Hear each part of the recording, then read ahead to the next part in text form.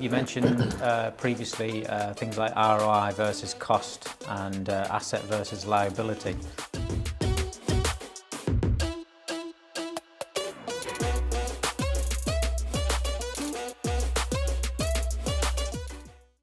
You mentioned previously things like ROI versus cost and asset versus liability.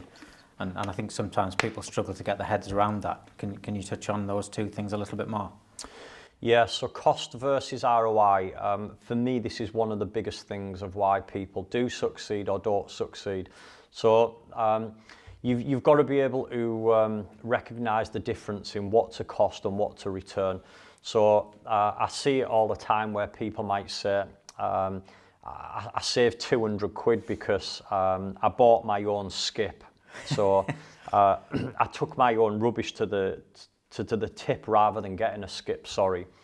But they've spent a full day when in that full day they might have been able to find, if they spent 8 hours not filling taking the rubbish and they just put it in a skip outside the front, that's a full day. They could have been networking, they could have found an investor that had 100 grand, and if they managed to get the investor and themselves 10 grand, 10% each, they'd have made 10 grand every year for the rest of their life. So the thought they saved themselves a skip of 200 quid, but they've actually just cost themselves finding an investor. So it's about understanding where's your £1,000 an hour work. So where's your most powerful work, the work that you love, and the area you can have the biggest impact on. So what do you do best?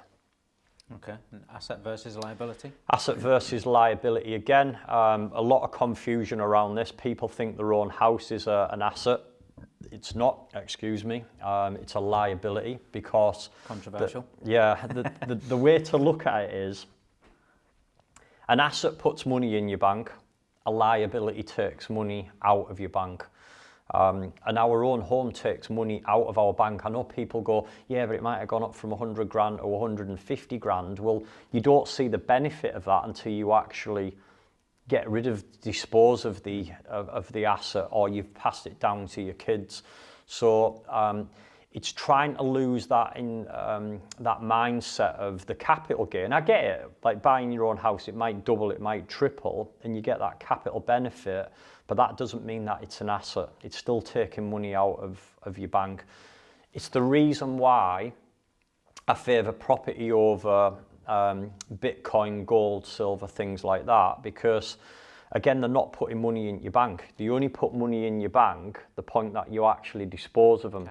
And then once you've disposed of them, they're not working for you anymore, where I can buy one asset over here and it produces me money for life. It constantly gives me money back off that rent. So I know people might compare and go, yeah, but Bitcoin's going up 500% or whatever. You only benefit from that when you dispose of it. Yeah, good point. Okay. And you talk about sort of getting yourself out there.